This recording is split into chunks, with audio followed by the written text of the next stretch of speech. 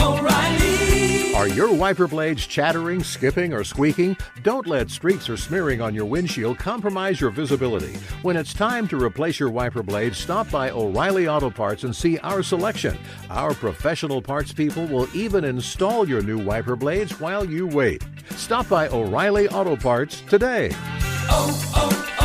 O'Reilly Auto Parts.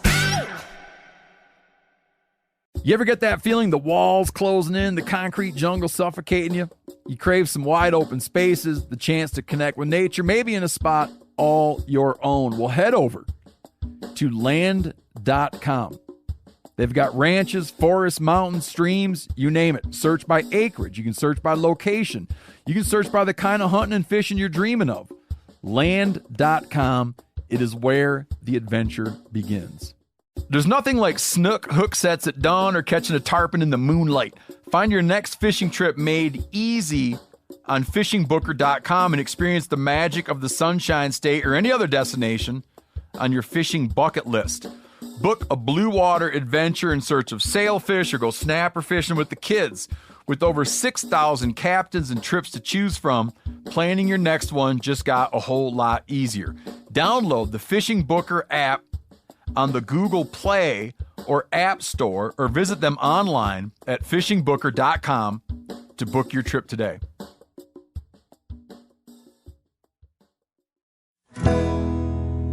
Hey everybody, welcome to episode number 40 of the Hunting Collective. I happen to be Ben O'Brien. I also happen to be in Bozeman, Montana with my friends Janis, Putelis, and first-time guest on the show, Randy Newberg. Randy Newberg of Fresh Tracks and many other awesome pieces of content on his platform. So we love Randy. Just to say, what a good dude. Well, what a pleasure to sit in a room and talk with Randy and have Yanni at our side. It was a great conversation around ethics, moral principles, as it were, ethical questions that you all submitted, and we tried our best to answer. But they're always interesting to bat around, interesting to ideate on and find ways to express some pretty complicated ideas, and hopefully ways that are clear and can clarify some of your issues out there in the woods. So without further ado, please enjoy Randy Newberg and Janis Putelis.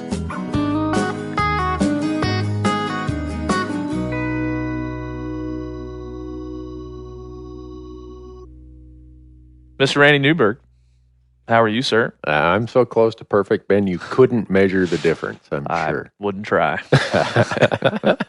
Thanks for having me. Thank you for being on. Janis Putelis, how are you? How are you doing?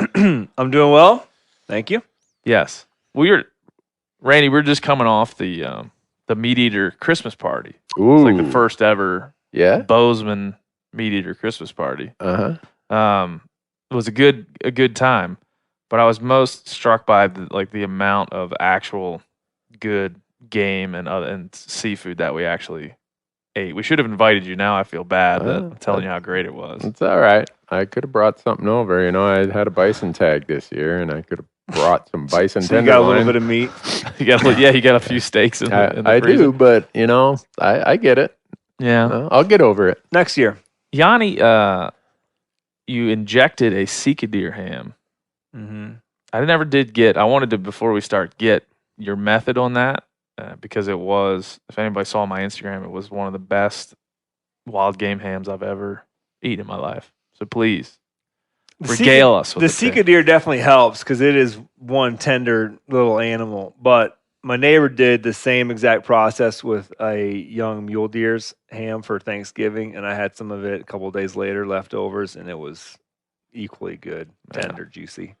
But yeah, I didn't do anything special. Just took the brine recipe out of the old Meat Eater cookbook. That better go out and order one if you want one before next hunting season. Order it now because they're back ordered. You'll get it about June. June, maybe. No, I'm joking there. It won't take that long. There's more coming. I don't know exactly when. But anyways, I made a brine, and I did 2 hams, and I think I just injected them twice, but I have one of those. I don't know what they call it. It's just like a meat injector. Meat injector. It's like yeah. it's looks like a stainless steel giant needle. But it's not sharp like a needle. And the end of what would be the needle has 3 or 4 little ports. And you fill it up with brine, and you just jam it into that ham and push it in there. And I don't know. I did that 20 or 30 times per ham until the brine sort of starts squirting out of the holes you've been making. And I think I only did that twice. I did when I first put it in the brine, and then maybe 2 days later. And I brined it I put it in Saturday morning, and we started cooking it Wednesday at about 2 or 3 in the afternoon. So 5 days. And there might have been a couple gray spots right around the bone where the brine didn't quite reach. Didn't matter to me. But it was good. Fantastic. We smoked it for, I don't know, 4 to 6 hours at around on a Traeger for like 4 to 6 hours. degrees. Yeah, something like that. It was pretty unbelievable. You ever seek a deer hunted, Randy? I have not, but listen to you guys talk about this. I have a full Sitka blacktail ham in my freezer right now, a full hindquarter, trying to figure out what to do with it. This may be the way to go. Yeah, what I like about it when you brine it and then smoke it, it seems like it gives you much better leftovers than with just a roast. Yeah. Roasts are good, and you can thin slice them and do a sandwich, but it's like that hamminess of it, that the brine does. The last one we did it for a little cooking special we did, and my daughter and I, the other daughter and my wife just weren't that into it, so she and I ate on it for a good week. Wow. And it's just like, because you've brined it and smoked it, it's cured, right? It's not going bad. No, it's a sandwich for however long you want it to be. Well, yeah, we'd have it in the morning with eggs. We'd make a sandwich, then we'd reheat it and have it with some mustard in the evening. That's the way. It's the life. That's the life. Well, normally we'd bullshit way more. We would probably bullshit for another hour. That's what I excel at. Yeah, so me too. That's why I'm here. Is Janis has been on my platforms before, so he knows that I'm below average at everything other than BSing. Yeah, I try to be just under average at everything in life. Yeah. So not to increase expectations. Right. I'd like to keep them. Yeah. Right there at average. Yeah. But for some reason, now we were talking about this before we hit record. For some reason, ethics has been something that, like, people have been sending me, and I'm sure sending for the Meat Eater podcast, and I'm sure you, Randy, like these ethical quandaries, these ponderings that people have. Yep. That they can't answer. They trust the three of us somehow to answer them. Oh boy, I don't get it. Don't ask me why. Speaking merely for myself, that could be misplaced trust, but yes, I'm willing to make it up. Me too. But that's what makes the ethics thing interesting and a struggle, and it's something we'd like to talk about, right? Because it is based off your personal moral compass. Mm-hmm. And I'm not saying that everybody that wrote in doesn't have a strong one, but just maybe on this one particular question or topic they have, it's just wavering a little bit, and they're just looking for maybe a little bit of guidance or just some other people's opinions. Yeah, I mean, hunting is such a varied practice, right? You do things that you have different perspectives, different experiences, different traditions in the way that things happen. And like when your traditions, the way you do things collide with someone else's, sometimes it could seem like something unethical is happening, which is, that's just the way we do it.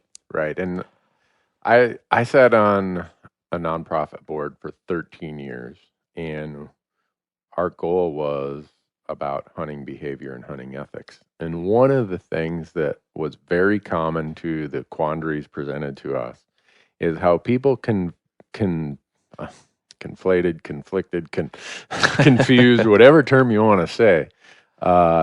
They seem to use the term hunter ethics as a way to speak of their personal preferences. Yes. And there's a hunter who's serious into philosophy. He's a professor at Cornell University. His name is Jim Tantillo. And Jim was very good at talking about the true essence of what is what is ethics and what is personal preference. Yeah. So I whenever someone uses the word ethics, I start having this real, almost like my antennas are vibrating. Is this a question about true ethics, or is this just someone saying this is my personal way of doing things, and someone else does it differently, and I want confirmation that I'm doing it right and they're doing it wrong, and I don't want to say I stray away from it, but a lot of times I will do or my response will be kind of what you just said, Ben, is that this might be a cultural, geographic, whatever difference in how we do it, but is it truly an ethical issue? Yes. Yeah. And I think, every conversation we have around ethics, when you hear the question or you hear the story, what you're thinking is this an ethics situation? Or are you just wondering why your way is different than someone else? Right. Like it always ends up that way. Can you, just in layman's terms, kind of explain a little bit about how he differentiated the two? Like, what was the main difference between ethics and just like your personal way? Well, Jim is one of these people who have a brain bigger than my body, so I'm going to destroy it by trying to summarize You take someone with a PhD in philosophy and ask an accountant to explain what they're talking about. You're heading down the wrong path to start with. But Jim does a very good job of, in a brief system or brief term, explaining the kind of how we as a human culture arrived at this notion of ethics. There are certain accepted norms and certain unaccepted norms. Mm-hmm. Now, the norm is usually the motivation and the personal feelings of why or what you're doing, in contrast to how your motives versus others. Okay. A preference is, well, I shoot a traditional bow rather than a compound bow. Some people will try to mix that up as an ethics argument. No, it's not. Some people will say, well, I hunt bears over bait, or someone will say, I spot and stalk them, but those other guys, they hunt them over bait. Well, that's not an ethics issue. Yeah. That is really an issue related to preferences. So, your motive for either of them is to go out and get some food, and fill a tag. How you do it is not usually an ethics issue. Yeah, and most of the things that we'll tackle here this afternoon are your first reaction a lot of times is, well, it depends. Yeah. It depends on what your motivation is, on what your value system is, on the angle at which you come at this. Mm-hmm. And I think that's like moral principles in general are just tough to define. It's such a malleable idea that it's almost scary to like dive into and try to answer these things, because there's no answer. There's sometimes where you have to draw an ethical line, like that is unethical, and you damn well know it, sir. Right. Like, I mean, you know it is. I think we often feel that we as hunters are different than the rest of society when we're really nothing more than a cross section of the bigger society. And if you step out of the hunting world into any other part of our society, there are these same ethics questions. Obviously, they have a different context and a different discussion about them, but every activity in society has its ethics, whether we're talking business, whether we're talking about volunteerism, whether we're talking about development of landscapes, whatever it is, you end up in these same areas of discussion about what's ethical, not ethical. Very often in those same discussions, people use a sideboard of, well, legal is my sideboard, and I'm willing to come inside that even further to define what my creed or my ethic is. Yeah. But we're no different than the rest of society. We think we are, but we're not. Mm-hmm. Yeah, and I think it's good, the hunting community in recent time, and you can probably, having your experience much deeper than mine, but I think in recent years that there's been a more self-awareness, like more like, hey, this is complex. We are killing something here. Like, rather than just we do it this way and don't question us. I think there's more, given the fact that we had 471 people message me on Instagram with different things they were wondering about. Like, people are willing to go there. They're willing to do it. It's definitely a modern human luxury to sit around and think about these things. That is true, Janis. That is very true. Yeah.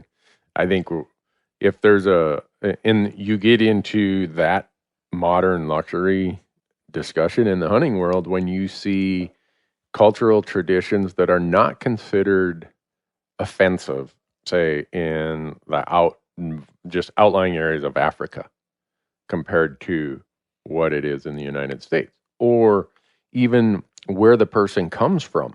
So a U.S. citizen who goes to Africa and does certain things is going to be judged way differently than someone who lives in Africa and does certain things. Yeah. And we just put really critical microscopes on people based on what their background is, based on where they're from geographically, and back to your point of luxury.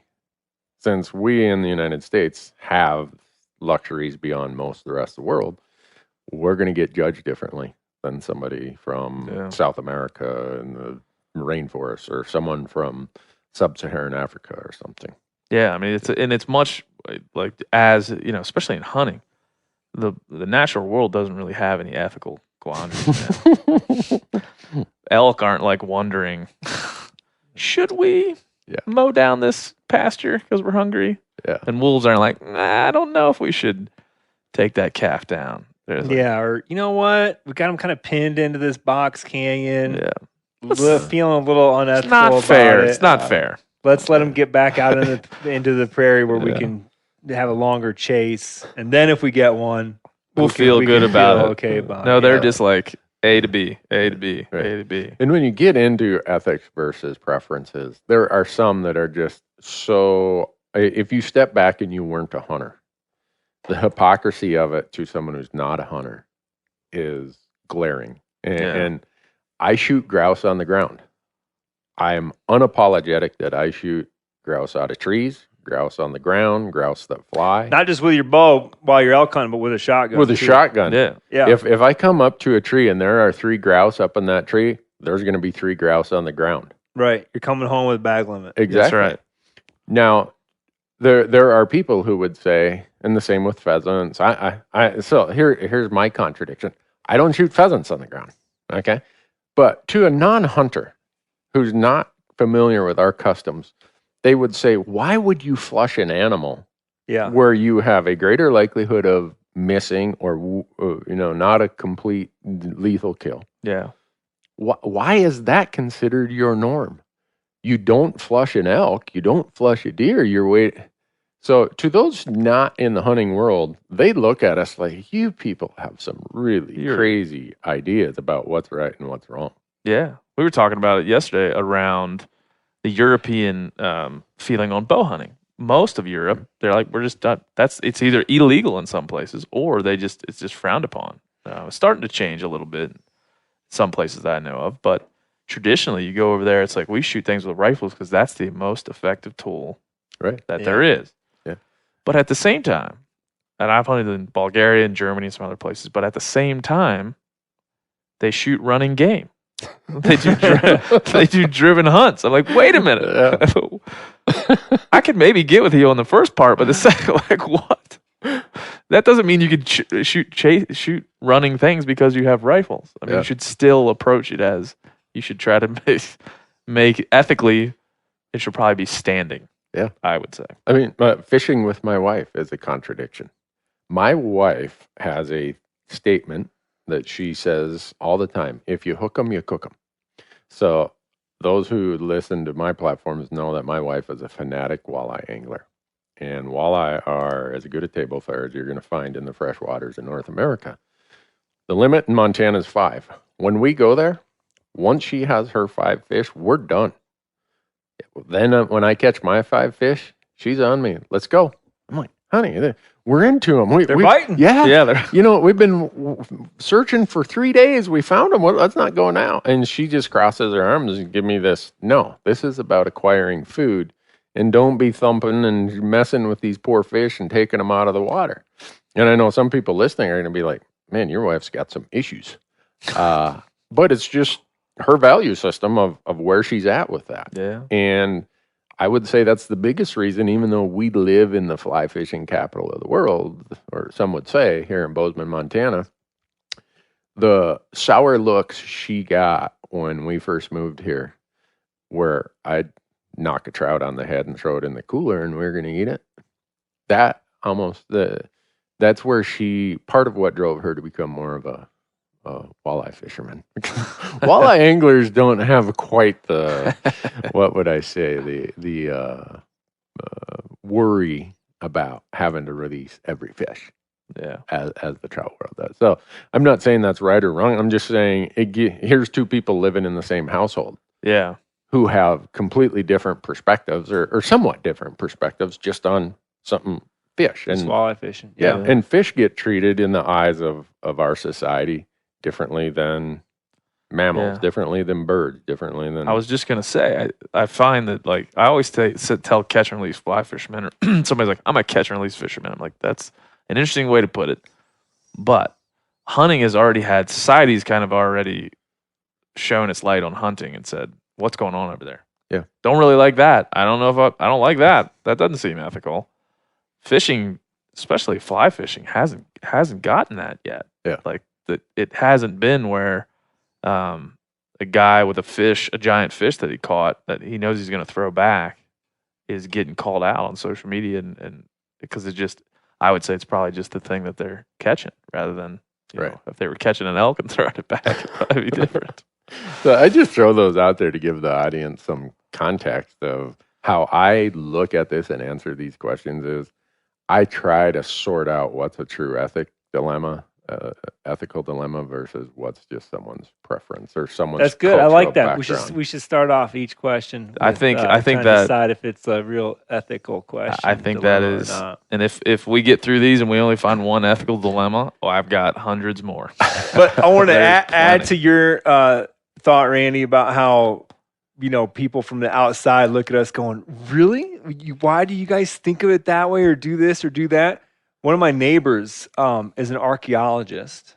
She works here out of the university, and she listens to. I don't know if I should tell her to listen to the Hunting Collective too. You should, but yeah, she listens definitely. to the Meteor podcast. She's not a hunter, but she listens to it from an archaeologist's point of view of just like, how come this group of people thinks like this, and it's so interesting to her to like hear us like go back and forth and why we put limits and rules and the different things, and she just finds it fascinating.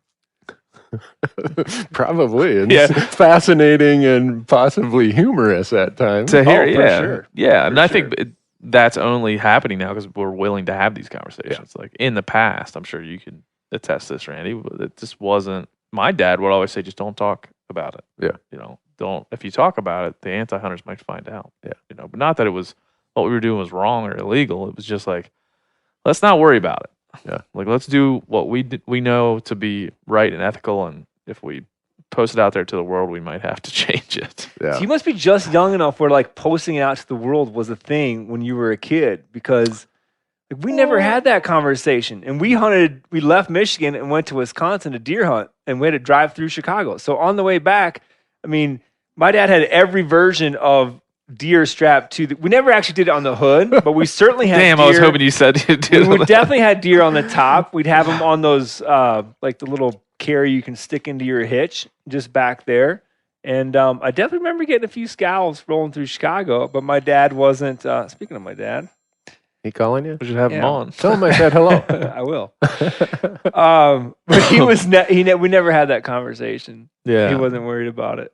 I think I don't know if we ever had it directly about social media or anything, but more just, this is our thing and this is what we do. And I think that was a prevailing thought of that generation, maybe. How old are you, Ben? I'm 33 years of age. I know. You told me your son was 28. I'm like, I don't know. I'm going to say. I'm 54. Wow. Yeah. I mean, do you feel like you saw a change in that, in the way that it's been treated? I do. I saw a lot of discussion of it happening in the 90s, but we were still in the print world at that time, mostly. A little bit of TV.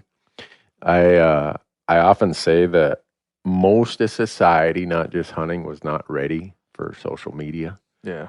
You look at how we interact with each other on platforms. I mean, I go and read the comments on my YouTube channel or my Facebook page, and not just the hunting world, but across my personal page also.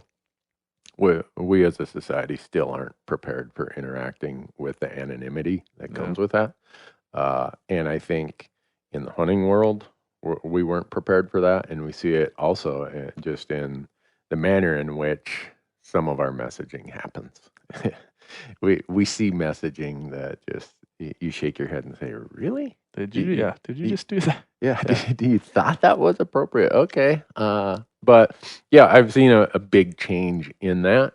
I think social media or digital media, maybe it'd be the better way to say it, has brought hunting to a point where we have to have this discussion. If we aren't having these discussions daily, other people are having these discussions about it. And we probably don't want the conclusions of their discussion to drive where we're going with this. Yeah. I think it's very, very healthy. Yeah. Well, let's get into some of these. Okay. They are varied, and some of them are deep, deep. This is from Kevin Thompson. Kevin is a fellow Marylander, so shout out to that. He said, I hunt mostly the Patuxent River State Park in Howard County and my friend's family farm down in Calvert County. In short, my question around ethics is regarding crow hunting. My dad brought me up in the woods on crow hunting because it was a way to go introduce safe gun use and the idea of hunting. We never kept our kill. He still enjoys crow hunting, but I find it harder to rationalize as I've grown older and begun to hunt more and dive deeper into my own ethics of the sport. I love the time in the woods with him, but I find it hard to shoot a handful of crows and leave them for foxes. Might be overanalyzing, but wanted to see if you, Randy, or the Eagle had thoughts on this. What do you think, Randy? As someone who's never crow hunted, it's hard for me to put myself in those shoes because I don't know what the cultural norms are in Maryland about crow hunting. I don't know how it evolved, or a lot of things have evolved from back in our history where we viewed wildlife as a competitor for other resources, whether it's game damage and I believe crows at one time were deemed to be a nuisance. Animal. Absolutely. Like any predator. Yeah. And so they get viewed a little differently. Over time, some of those views of that have changed. I think just the fact that this is a son talking about his father. Generationally, we have different views because of how we've evolved and how we engage and interact with other hunters. Yeah. I would get back to what's his dad's motive for shooting crows. Yeah. Is it back to the old, hey, the farmer is tired of the crows creating problems, or is he have the mindset that crows are what are ruining the nesting of woodcock and ruffed grouse and whatever else? So there might be, his dad might have a completely different view of why he's doing this. Yeah. And so... he says here to introduce safe gun use and like what hunting is, which might be an oxymoron. It's like that's not really what hunting is. Not walking around just shooting a thing and leaving it lay. Right. So we have that to go on, but even still, I think when I think about this type of thing, I think as hunters, whether we would admit it or not, we like when the gloves come off, right? We like when it's a wild hog and we can shoot it out of a helicopter. Like there's something attractive to that because the ethics are that can be stressful and it can be confusing and complex to like address even this. Mm-hmm. So crows being, being from Maryland, I never knew a whole bunch of people that hunted crows, but I did know a few, and it was always around. This is a nuisance animal. It's it's a nice way to spend your Saturday. It's leisurely because it's not wrapped in this ethical quandary that we all have around what we kill. So I think for me, this is a pretty solid ethical question, especially around the relationship with the person who taught you how to hunt and going back to them and saying, hey, you remember the way you taught me? I now am questioning the way that you taught me how to hunt or the way that we did it. And I think this is something that I've gone through with my dad, where I'm like, hey, Dad, remember the way that we did it when I was a kid? I'm not doing that anymore. Yeah. So I think even that is probably a generationally appropriate thing to discuss and explore. Yeah. Janis, you ever hunt crows? Never have. Me either. Know a few people that have, and You have any feeling like you need to, like you'd want to? no, definitely not. I mean, for me personally, I think that like all predators, they're part of the ecosystem, and I feel like now, sort of, that's how science, game management, and all that stuff looks at. We're not just looking at it like, oh, we need more elk, so let's kill every wolf and every mountain lion and every grizzly bear. We've realized that that's not like the best way to have, this like big happy hunting world, right? So yeah, it's not for me. But again, it's legal. Do I think it's ethically wrong to go and kill some stuff? Nah, and let it lie. I mean, we do it with all kinds of predators.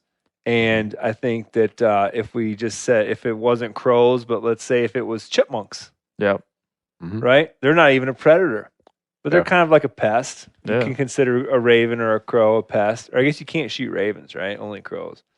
But, no one's going to have any ethical problem about you shooting too many chipmunks. Okay, maybe some ardent, real animal lover. But most hunters aren't going to have this conversation over a chipmunk, right? Yeah. It's like that hierarchy of what we care about, right? They're great. This is a perfect illustration of how we place certain values on some species and no value or little value on others. Yeah, and if you talk to an ecologist, they would say like healthy ecosystem, very important. All things, biodiversity, all things, very important.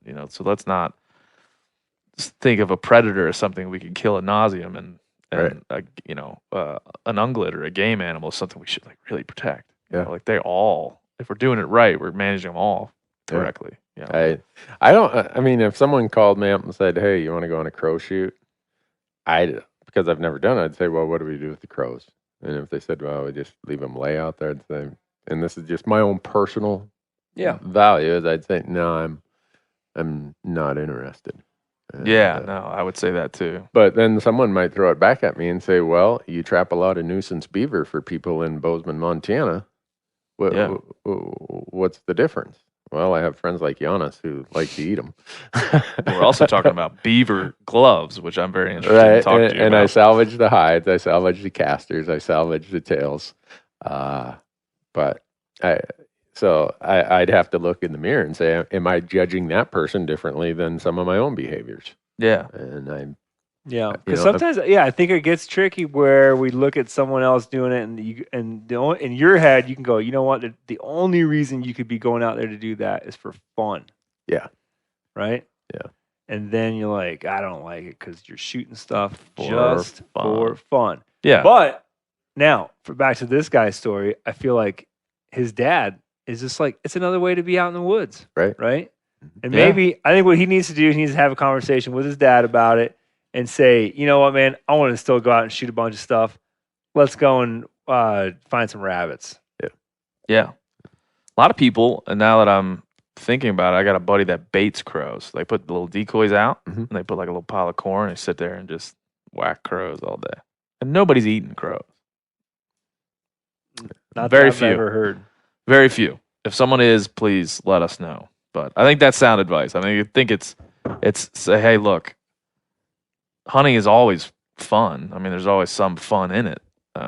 But in this case, is there something else we can do to be having fun that doesn't involve killing a bunch of crows? Or is it like, hey, is this better for where we live, our place, our ecosystem? If it is, then let's keep doing it and let's have fun and let's feel like we're ethically sound and we're doing all right. Yeah. In this regard. Next one, and this is one I think that could go a while, but this comes from Scott Henry, and he says, how do you feel about hunters using wild game to feed their dogs? This is a common practice among waterfowlers, and it's never sat right with me. I'm not talking scraps either. They will go out, shoot a limit of birds with zero intention of eating said birds themselves. However, the birds aren't going to waste, in quotation marks. They are being used as pet food. I'd love to hear your thoughts on this and in general, feeding wild games to feeding wild game to your dogs, Randy? Whoa, that one strikes me as worrisome from the standpoint of it's in most states feeding ducks or geese to your dog would be considered illegal. Yeah, It would be. Yeah. it would be. So if we Do you think it'd go under wanton waste? right, so if we say that the absolute furthest sideboard in the discussion of ethics is legal, Yeah. and we'll move in from there. Yes. Yeah. This is even outside the sideboard of legal. That one I have some ethical issues with. Yeah. If you say I'm going to go out there for the sole purpose of shooting these and you justify it by saying, well, I'm going to feed it to my dog. I've heard the same thing about spring bear in Montana. People say, oh yeah, I shoot them, I salvage the meat, but I feed it to my dog. Ugh. All right. Technically that's illegal. So Yeah. I think most people, when they analyze ethics, would say if it's outside the legal confines that our society has developed through our process of governance and laws, if we really are a society of laws, it seems as though being outside the legal sideboards certainly puts it in the not ethical part. Yeah. That's an easy one. And So, and in this case, if you're going hunting to kill a game animal and you intend to just feed it to your dogs, don't do that. We could probably say without none of us are wearing badges. No. But we can all say, don't do that. Yeah. And if someone in your group is doing it, tell them to stop doing it. Right. Because that is not the reason here. I think the next level would be in the case of, hey, I'm just feeding them scraps, or I'm feeding them cuts of meat that I don't like, or cuts of meat that we don't have time to cook, or I'm just feeding them the shanks, just letting them chew on the shanks. I think that probably happens a lot. Yeah. Because it's attached to a bone and it would be easy to do. mm-hmm. What are the thoughts around that? Like how ethic, like this is something you could eat, but you're handing it over to That's your dog. I think that's where the discussion gets a little foggier. Most states will say, let's use a big game animal, for instance. Most states in their regulations say, what is the required salvage of meat or use of meat that you have to take from the field to not violate their rules they call wanton waste?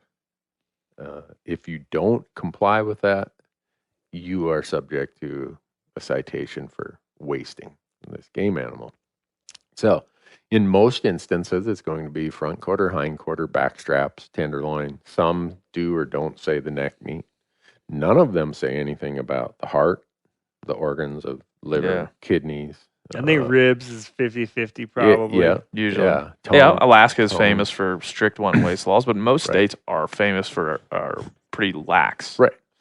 So, I'll use an example of a friend of mine who has probably raised my self introspection, if you want, whatever, if that's a term, the introspection of my own activities more than anybody.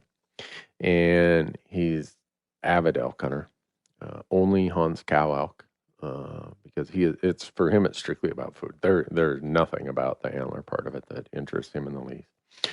He salvages as much of it as he can, down to everything he can carry out of there. Yeah. But a lot of the parts, he boils or he processes or uses for dog food. And he takes it to the next level of he's not a big fan of how commercially processed dog food is made. Yeah. What that does to the landscape, what that does to, there's, if you look at how dog food's made, that's a can of ethics, societal ethics that might really. Yeah. What can hunters do to help that out? So his theory is, I'm not going to participate in that system. My dog is my closest non-human friend, and I want them to have the highest quality food, just like I'm getting the highest quality food. So livers, tongues, pieces that maybe he's not using, he brings back, and he feeds to his dog. And so some would say, well, what's the difference between an edible part, like you said, the liver. Why is it okay to feed that to your dog, but not the breast off a mallard? Yeah. O'Reilly Auto Parts are in the business of keeping your car on the road. O'Reilly Auto Parts offer friendly, helpful service and the parts knowledge you need for all your maintenance and repairs. If you're confused about what part you need, like what wipers are going to be the best, what replacement headlights are going to be the best, go into O'Reilly and talk to the people that work there because they're great and they're super friendly and they'll get you squared away where you walk out knowing you got the right thing. They've got thousands of parts and accessories in stock, either in-store or online, so you never have to worry if you're in a jam. Do you need your windshield wipers replaced? You need a brake light fixed? You need some quick service? They'll help you find the right part or point you to the nearest local repair shop for help. The professional parts people at O'Reilly Auto Parts are your one-stop shop for all things auto do-it-yourself, and you can find what you need in-store or online. Stop by O'Reilly Auto Parts today or visit us at O'ReillyAuto.com/MeatEater. That's O'ReillyAuto.com/MeatEater. You ever get that feeling you're stuck inside staring at screens and a primal urge kicks in? You crave wide open spaces, fresh air, the chance to connect with the land? Well, maybe it's time to find your own piece of the wild, but searching for property can be a maze. That's where Land.com comes in. They got millions of listings across the country, from mountain ranches to hidden fishing holes. Their search tools are like a seasoned guide helping you narrow down what you want. Land.com isn't just about buying and selling. It's about finding a place to hunt, fish, explore, or simply sit by a campfire and listen to the crickets. So head over to Land.com today to turn one day into today, because trust me, there's nothing quite like the feeling of standing on your own piece of earth. There's nothing like snook hook sets at dawn or catching a tarpon in the moonlight.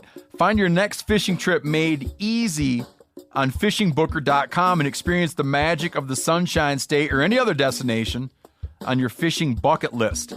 Book a blue water adventure in search of sailfish or go snapper fishing with the kids. With over 6,000 captains and trips to choose from, planning your next one just got a whole lot easier. Download the Fishing Booker app on the Google Play or App Store, or visit them online at fishingbooker.com to book your trip today. Now, I've heard some people say, in fact, a friend Andrew McKean, well, I'm sure we all know well, him and I had this conversation one time around want and waste laws. I'm like, is a universal want and waste law something we should pursue? And he's like, man, that's tough. That is tough. Yeah. And his point was like, I think it could make criminals out of the squeamish.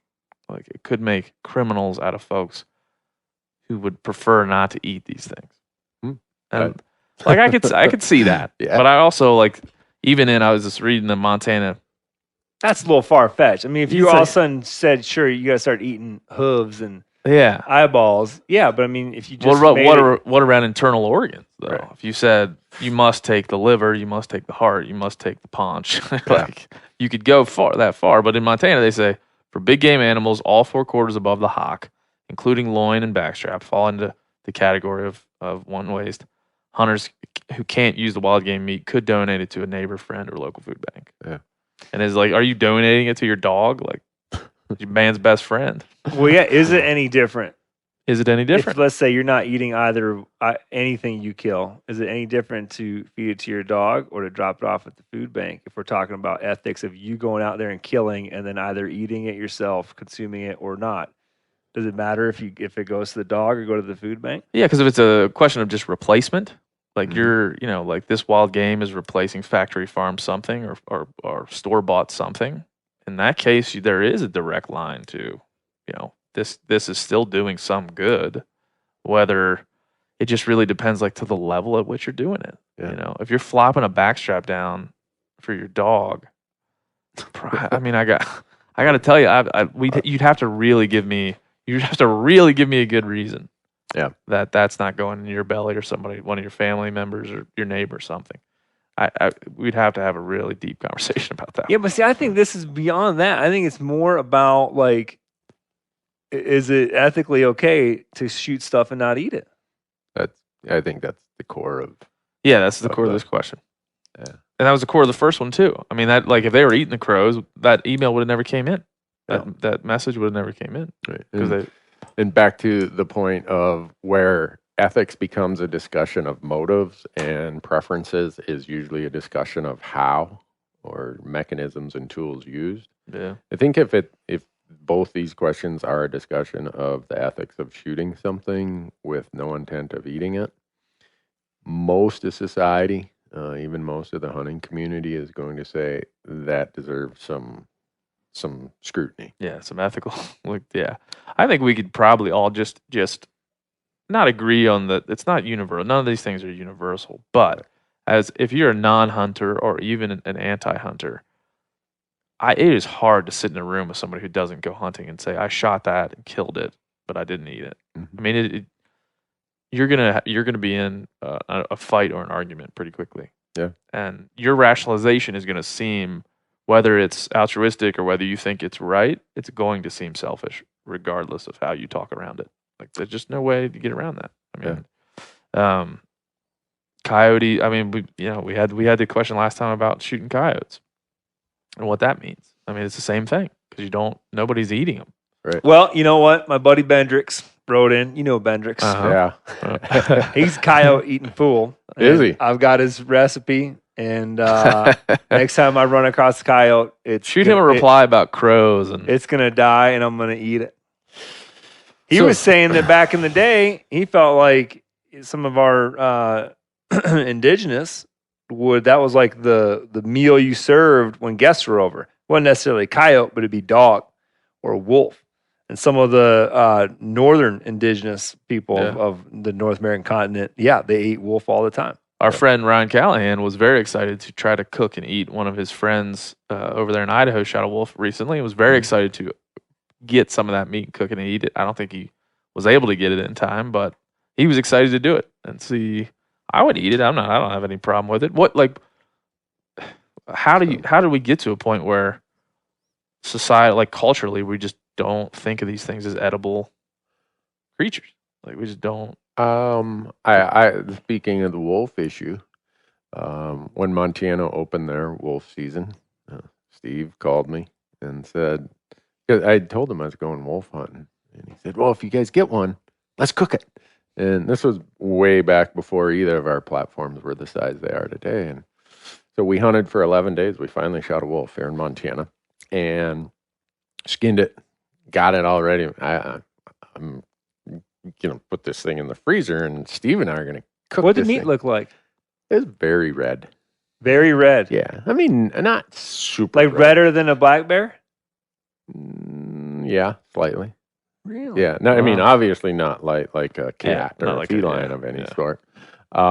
So I take it to the Fish, Wildlife, and Parks office here in Montana. You got to bring them in, and they weigh it, they check the teeth, everything else. And I'm talking to the biologist, and the biologist says, "What are you going to do with it?" "Well, we're going to eat it." And instantly the biologist says, whoa, wait a second here. This biologist had worked on the introduction team and had been monitoring the health of all these collared wolves, the disease, what killed a lot of them. And this biologist said, "I would strongly recommend against that." What? And I said, "We'll just cook it enough to get rid of whatever's there." And the biologist said, I would suggest not eating that, which struck me. So about a month later, Steve reaches out to me and says, "What'd you do with the wolf?" Well, I told him what I just told you. And I don't think Steve was convinced that we couldn't cook it out of there. So point is, how do we get to that stage? I think our concern for human health sometimes is so hypersensitive that we'll take zero risk. Yeah. And think about it. Wolves have been on this landscape since forever. Ooh. Other people's prior cultures, prior societies didn't have, back to your point, Janis, of luxuries, didn't have the luxury of saying, "Well, I'm not going to take that risk." They looked at it and said, "I'm hungry." Yeah, I'm hungry. Right. I took a lot of risk in trying to harvest whatever this animal was. Yeah. I'm going to eat this thing. So ever since that, I've struggled with the idea that we didn't eat that wolf at the recommendation of a biologist. Yeah, And, and that's just it comes back to the modern luxury we started around. I saw it around javelina, like big skunk pig. The cowboys in Texas wouldn't even touch them. They'd kill them on sight and wouldn't even touch them. Yeah. When I got down there, like, if you shoot a javelina, just leave it lay. Just put it in the bushes. And no way. The first time I shot one, I'm like, why not let's try to eat it. Yeah. They stink. Well, yeah, man, I've shot a lot of stinky old deer. Like the smell of an animal doesn't translate always to the smell, the taste of the meat. And we cooked the first one I shot. We cooked up, and I'm like, this is delicious. What are we talking about? And every time that we'd go back to that same ranch, I'd be excited to shoot one and skin it and eat it. Mm-hmm. And so just perspective, like cultural norms that say this thing is this way. And it likely was just the cowboys and the ranch hands there would shoot them and smell them and not want to touch them. And it grew from there. It's just like a cultural norm in Texas. I hate that, with our transplanting of wolves and our fear of, disease, that we've probably implanted that in our culture now. That it's, I know we have, because nobody's sitting around going, I'd love to eat that. If somebody says, I just ate a coyote, you look at them like they're crazy. Yeah.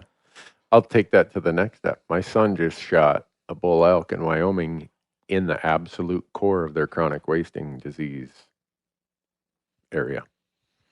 People have asked us, are you going to eat it? Yeah, I'm going to eat it. You're going to get it tested first? No. You're not? Going to eat it. Really? Wow. There's been no proven... Yeah, but like Brian Richards that owns CWD in our country might be the most knowledgeable person about it. Yeah. He says you hate to be the first one. Yeah. I'm back to that point of risks. You're willing to take it. The risks are so minuscule. Yeah. Yes. I'm eating it. We've already started eating it, so I'm far down that path already. Would you go full bone-in neck roast, stuff like that? No, Yeah, I mean, take those. obviously, when you're hunting in a CWD endemic area, you're not going to eat. You got to leave the bones behind in the field. Yeah, and you're not going to have spinal tissue or any of that stuff that you bring with you. So, and some listening are probably saying, well, Randy, why did you let a biologist talk you out of eating a wolf?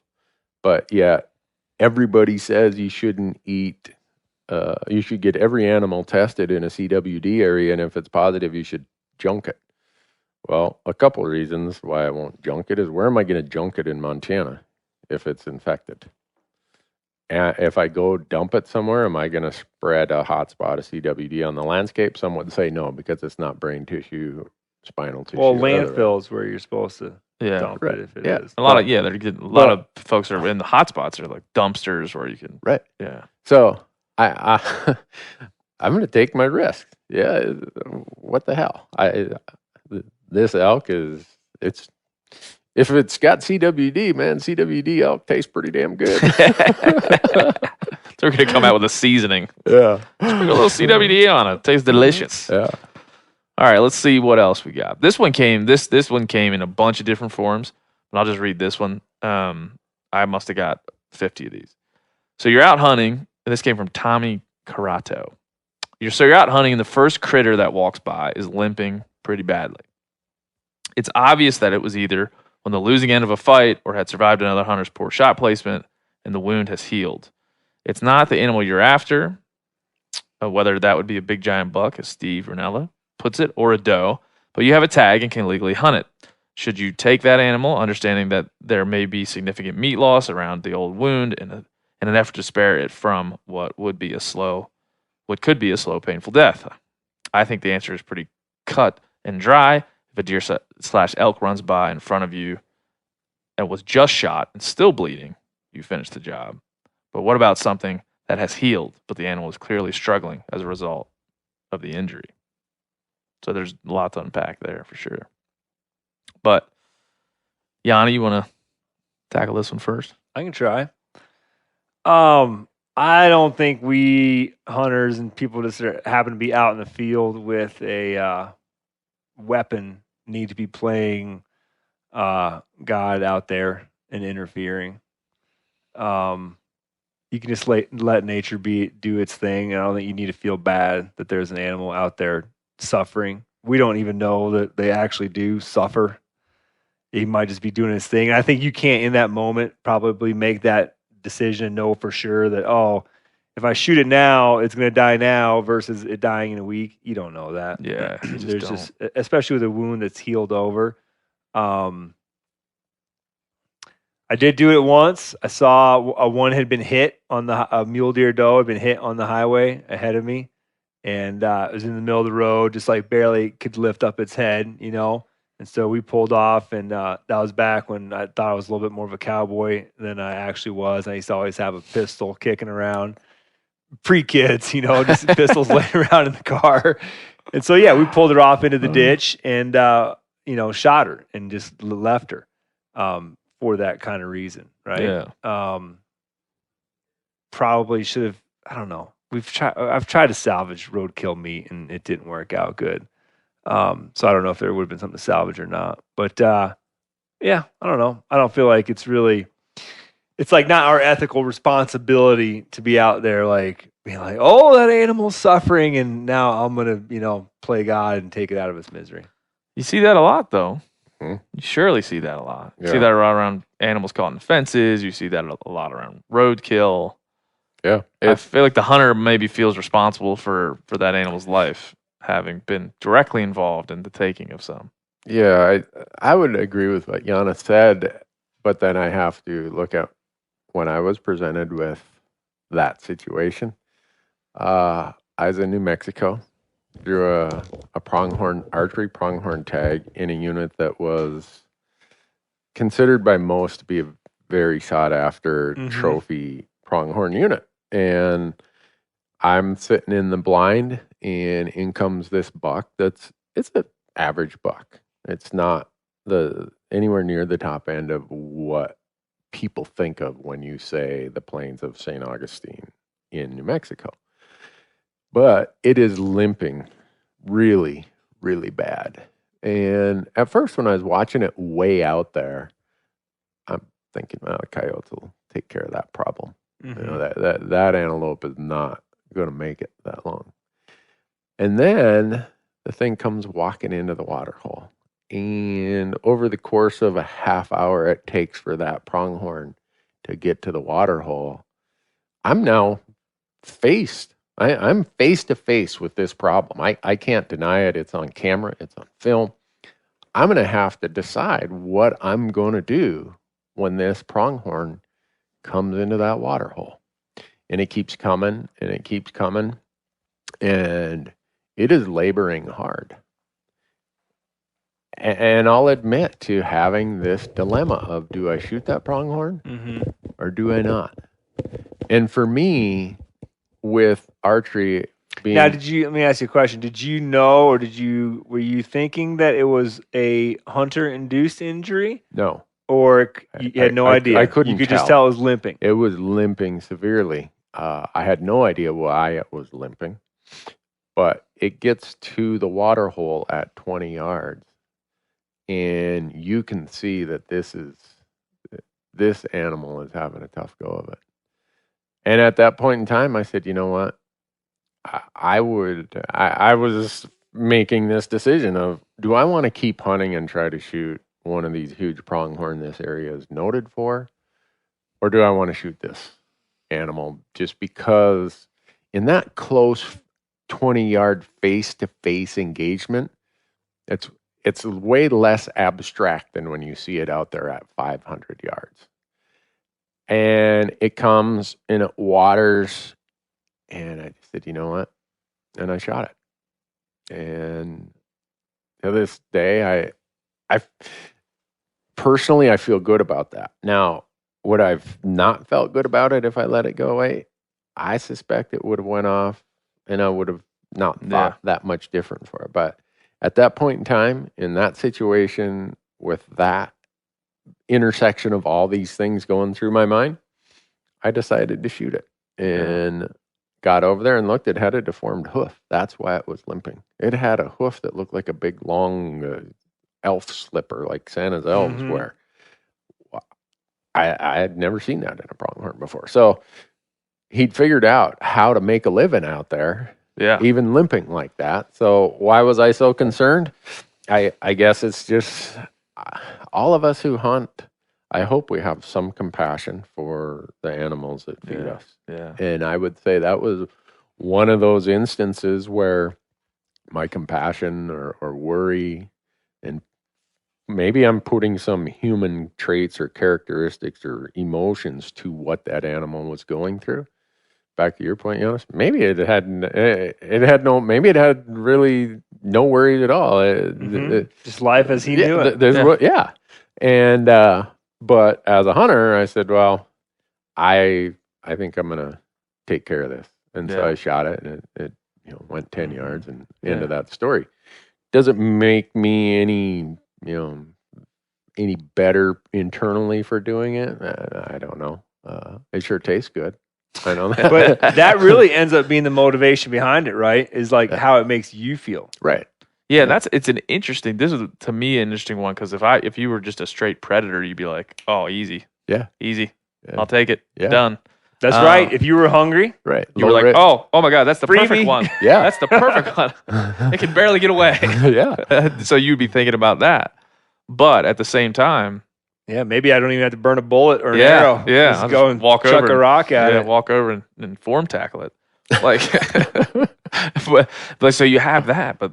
There's the other part. I think why this always comes up. This came up a lot in my reading of all these this listener and reader feedback. Is like this is a unique situation for a hunter, someone holding a hunting license, you know, possibly also a game manager or whatever. But as far as like just regular populace, this is a unique experience for a hunter. And if you're out hiking and you see a limping animal. And you don't hold a hunting license, what are you going to do? Like there is no responsibility other than keep on hiking. I think it's unique to hunters to some degree, but as someone who's had to make the decision in the last however many years with 2 of my labs as they got older, I took it to the vet, and the vet usually lets the pet owner make the decision. And I felt even a more powerful dilemma there. Yeah. Why? Because this animal lived in my house, almost part of my family for years. But I think the rest of society is faced with that decision with the other animals we love.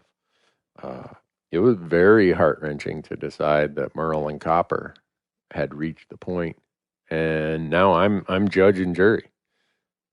Is Merle really feeling that bad that he should be put down? I had to make that decision. Yeah, you can't ask him. Yeah. I still to this day, whenever I go out to his kennel and I see his doghouse there, the thought enters my mind. Why did I feel that I had to intervene there? Why didn't I just let the natural course of events take place? Yeah. I think we as society, whether we're hunters or not hunters, we take our societal norms or our societal worries and we place it into that situation. Yeah, I mean, and also as Yanni was kind of getting at, like mercy is a virtue that we all like to have. Yeah, and like it's something. I wish I could have asked Merle his thoughts. Maybe he would have said, no, "Don't put me down, man. Yeah. I'm still." Yeah. Let's do this, man. I'll just lay here. Or you're a month late, man. It sucks. Knock me down. So I do think as we interact with all of the other living creatures of this society, we do put ourselves in those situations. Maybe we don't think of it in that context. I do think of it in that context with my 2 dogs I had to make that decision with, and it sucks.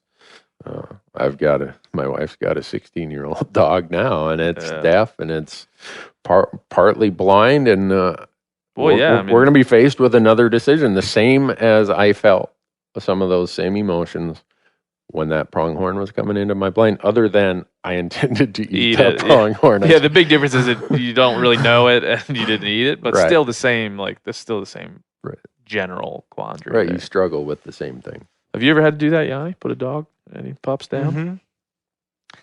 Yeah, 6 years ago. It was my wife's dog, but yeah. Because we had two folks in town. We had a big meeting here at the Meat Eater Incorporated. We had two folks in town who, one, April Vokey found out her dog had cancer, and Brody Henderson found out their dog was going to be put down within days. And I've owned dogs, but not in my adult life, and so you see that hit people with, in Brody's case and April's case, they were both now having to make these decisions, like when when are we going to do this? How are we going to do it? How are we going to tell the children? How are we going to present this in some kind of positive way? Because it has to happen. I mean, you're right. I mean, that's way heavier than should I shoot this limping antelope. That's walking into the water. I've never had a wounded animal come across that I felt like I could have shot and didn't. I've never had that, but I really do feel like I agree with Yanni. I feel like that's well put. The way that what I would tell this gentleman is it's not your responsibility. You have the choice. You bought a hunting license. You can choose whichever animal you would like as long as you can effectively take it. So if that's what you choose, there's some virtue in that. Great. But if you don't choose that, don't feel guilty. That the natural world is a harsh damn place. And so you're not making it any easier on anybody by inserting too much mercy into it. Can I flip that question? Sure. So on my platforms, my website, my podcast, I threw it out the other way. You hit an animal, do you keep hunting? Yeah. Yeah. I had this discussion with Mark Kenyon around whitetails yesterday. And no is my answer. Yeah. And there's been if you throw that question out there, be prepared for about 471 comments. I don't necessarily judge anyone by what they do or don't do in that situation, but I think it's a worthwhile discussion. It is. Yeah, it very much is, because there's a lot of different situations that come. And we were talking yesterday about just the value of the knowledge you have to, like the responsibility of being a hunter. You have to have the knowledge to know, did I kill this thing or not? Yeah. You have to be able to track it and read its blood. You have to be able to understand how it would use the terrain and where it might go and property boundaries and it's going to run on public land. Well, it's rifle season. It's probably going to get dumped pretty quickly. Yeah.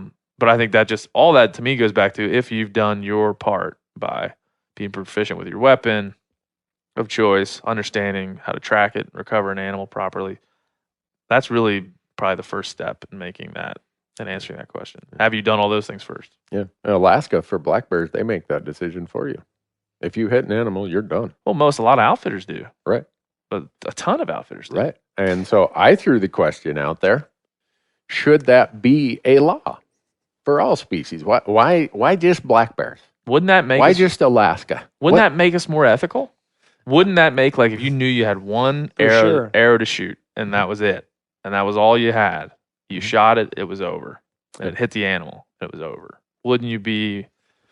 I would hope that, I guess for me, do you feel like you should legislate something that you hope people would come to, whatever, and it may not be this, but whatever the topic is, should you legislate that, or should you let it get there because of people of their own doing? That's a tough one. Wanton waste is an like example. It should just be a societal norm, right?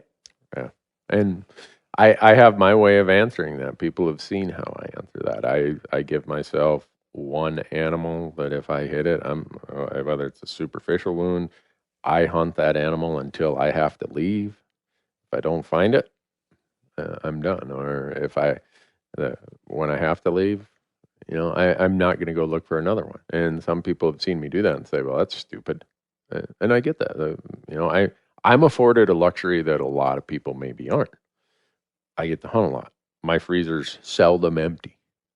Now, if my freezer was empty and it's the last weekend of the rifle season and I'd hit one that I couldn't recover and here comes another one, that's a completely different context of which that person has to analyze and make that decision than some guy like me who gets to hunt 10 hunts a year. Yeah. And I'm never going to be without wild game in my freezer. So. That's a big one. I mean, I think, if for sure, if you're hungry, you're going to be making decisions. Like you're less concerned with the animal. Like if you're way less concerned. You're more concerned with your own personal need to get sustenance than you are worried about, is this right to do? Like, and that's the luxury we're talking about here. Like there's just, if you can, I think, remove that, be like, I have 0 wild meat. I really don't want to go to the store. But then you could still say, hey, you could still go to the store. Don't remove your ethics because you don't have any wild meat. You could still go and get some chicken until you can figure it out. And there's always other seasons of things to go and kill. So, I mean, you could still argue, hey, man, like that's the game here. Yeah, the like, fact is we don't have to hunt to eat. Yeah, that's the fact. Like Right. we want to, and we know it enriches us and does a lot of things for us, but we don't have to. Yeah. And so I just feel like it like all these things come down to, some of these things, not all of them, come down to, does it change our behavior in a positive way? Like if we want and waste is that way. It's like that's in some ways an ethical construct we've built into a law. Yeah. And we're like, does this activity make us behave in a more positive way with the intended purpose what we're after? Yeah. Which is to kill something effectively, quickly, and get it home and eat it. Yeah. I mean, a lot of our regulations evolve from things that don't necessarily have anything to do with ethics. Yeah. They have to do with societal norms. Yeah. I mean, clearly Right. you've talked about it on your platform. This is something that came up many, many times in this discussion. So it's something that a lot of people are thinking about and experiencing shortly, because that's, Mhm. and it goes back to hunting with, a lot of the trends of, I'll hunt with a bow during rifle season because I like the experience better. We're like, well, I don't know if the deer likes the experience better. Like that's probably something to think about. We got a lot of people writing in from Australia. We appreciate you guys down under. This was Alan Curtis. He says, why, if hunters are after the quickest possible kill, does the headshot seem like an option that's not even on the table? Coming from roo shooting in West Australia, I'm assuming kangaroo, watching deer shot through the vitals has always been a curious point, with the headshot never, ever taken. What do you think? Headshots. So I think the question starts is, are they actually more ethical? Well, a true headshot is probably the most ethical thing there is, but a nose shot or a jaw shot or an ear shot is probably, if you ask the deer, would be, or the elk or whatever, would probably be the least ethical thing. So, yeah, and I'm assuming we're all talking firearms, of course, but right. yeah, I mean it's a room for error situation. Yeah, it's a much smaller target is what it comes down to. Our buddy Parker Hall, who works for APHIS Wildlife Services, those guys all shoot when they're out doing like big deer calls. It's always headshots. It's actually always the back of the head, because you do have a bigger target there than if you take a profile shot on the head. But again, I mean, those guys are pretty much a trained sniper, right? And I think for most of us, just out in the field, it's like an elk at 250 yards, man. It's like, I'm definitely going to choose the big trash can lid vital zone. The big, more stationary target that doesn't, Yeah, exactly. You ever hunt moose with any of the Athabascans in northern Alaska and Canada? They're head shooters. Yeah, they hunt moose with 243s and stuff that we would, most of us would be like, "What are you doing with 243 or a 7mm08 or whatever?" Pretty much all headshots. Yeah, they got a lot of moose meat to show for it. Yeah, and again, with that animal, doesn't have quite the flight instinct of deer and elk, right? You're probably getting a lot closer, more often, bigger head. Moose doesn't move around too much a lot, kind of stands there, can browse the same, patch of willows for hours sometimes. Yeah. Well, it's just it's the animal too. We shoot turkeys in the face all the time. That's kind of the point there. Yeah. I argue. I feel like when I'm turkey hunting this year and like a couple of years ago, I really wanted to archery hunt for turkeys, and I was in a camp of all archery hunters for birds, and the wound rate was like 1 to 1. I mean, wound 1, kill 1. Huh. And I'm thinking we could have had shotguns here. And everyone we wounded would have been stone dead. Yeah. And there wouldn't be a giant rage-size hole in its breast meat. Yeah. I've not archery hunted turkeys. If I had that result, it'd be pretty quick for me to say. I'm done. I'm done as of now. Like, I'm just done. Yeah, I'm done. And there's other things like, people think baiting bears is unethical. But when it comes to shooting them, it's a whole lot easier if they're sitting in front of a barrel. Yeah. And selecting for boars rather than sows. I'd say bear baiting is probably one where this preference versus ethics thing is so easy to distill it as just about always that's a preference, not an ethics in the least. Yep. And I see how many people get themselves wrapped around the axle on that issue. And so when you go there, then people say, well, what about baiting for deer? Yeah. Quite honestly, I don't care if people bait for deer. If that's how they do it and what they want to do, it's not for me. I do worry about, the disease spread things that relate to unnatural feeding of deer. But as far as a decision of how you're going to take that deer, I don't care if you bait them. I don't care if you whatever. Yeah, it's personal preference. And you said that like the bear baiting or the deer baiting is the thing where you're like, oh, fair chase, that doesn't count. But I'm like, if we're just erasing that for a minute and saying what's fair to the death of the animal, right? It's coming in close, munching on some corn, being stationary. I'm sitting there stationary. I have a rifle. I'm now shooting it in a better scenario than if it was walking across a cornfield and I'm on the other side of the cornfield. Like that's a more ethical way to kill it. Maybe not a fair chase way to hunt it. Right. So what are we out there really to do? Play at this? When there's another one I was just reading on here that I was like, man, this is a perfect one. And this came in a lot just around, I think, knowing that you were coming on, Randy, that guys were like, I go on an outfitted hunt and I do a lot of public land hunting and I feel guilty about these outfitted hunts.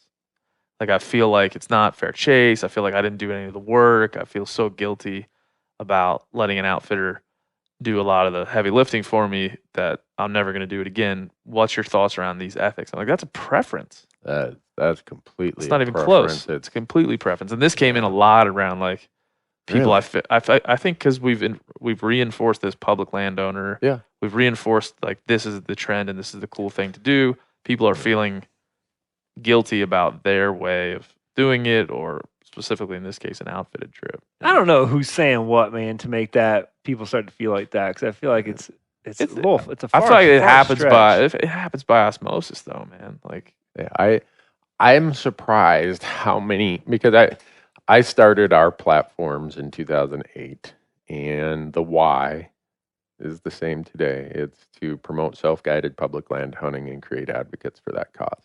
It's never changed. It has nothing to do with anti-public or anti-private land hunting or anti-outfitting hunting. No, it's more like, hey, by the way, you can also do this out here, and it's not that hard. Yeah, there's great opportunities out here. Yeah, you're paying into it anyway. Right. Like, you might as well. So to that person's question, I struggle to even see that as a dilemma for somebody. I've been on 3 guided hunts. I had a blast. Were they any more gratifying or less gratifying when it came to the end result? Well, on one of them, I didn't even fill a tag. Arizona strip mule deer back in 2007 before I started our platforms. I got so much satisfaction out of that hunt. That outfitter busted his ass. And so did I. And he told me, he said, I've never had a client that hunted all 10 days of this season. But if you want to, that's what we're going to do. And we did. It's one of the funnest hunts. Yeah. He's a great guy.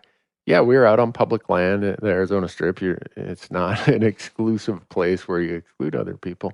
O'Reilly Auto Parts are in the business of keeping your car on the road. O'Reilly Auto Parts offer friendly, helpful service and the parts knowledge you need for all your maintenance and repairs. If you're confused about what part you need, like what wipers are going to be the best, what replacement headlights are going to be the best, go into O'Reilly and talk to the people that work there because they're great and they're super friendly and they'll get you squared away where you walk out knowing you got the right thing. They've got thousands of parts and accessories in stock, either in-store or online, so you never have to worry if you're in a jam.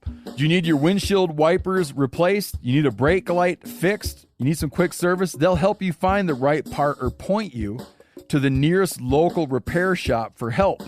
The professional parts people at O'Reilly Auto Parts are your one-stop shop for all things auto do-it-yourself, and you can find what you need in-store or online. Stop by O'Reilly Auto Parts today or visit us at O'ReillyAuto.com/MeatEater. That's O'ReillyAuto.com/MeatEater. You ever get that feeling you're stuck inside staring at screens and a primal urge kicks in? You crave wide open spaces, fresh air, the chance to connect with the land? Well, maybe it's time to find your own piece of the wild, but searching for property can be a maze. That's where Land.com comes in.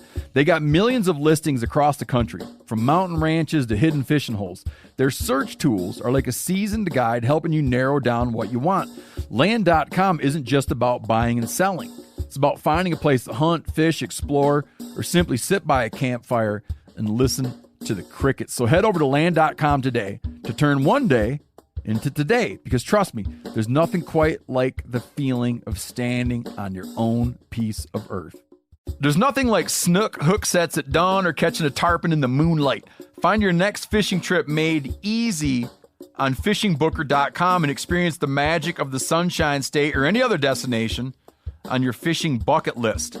Book a blue water adventure in search of sailfish or go snapper fishing with the kids. With over 6,000 captains and trips to choose from, planning your next one just got a whole lot easier.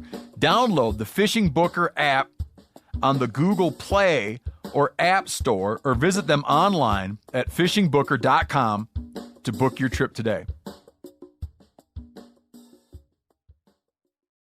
If people are that worried about, I didn't get out of it, someone else did all the work, well, that's a different issue. I don't think that's an ethics issue. That's just a what do I want out of my experience issue. Yeah. And it's a preference thing. Like some people are very fine going to a trade show, meeting an outfitter, flying across the country, hunting with them, getting an animal, bringing the meat back. That is a fantastic way to experience hunting. Yeah, and it's just different because the beauty of going on an outfitted hunt, man, is that you're probably going to get to hunt with somebody that is a real expert in hunting that animal. And like the knowledge you're going to gain there, you might have to go and hunt the same amount by yourself for 5 to 10 years. Right.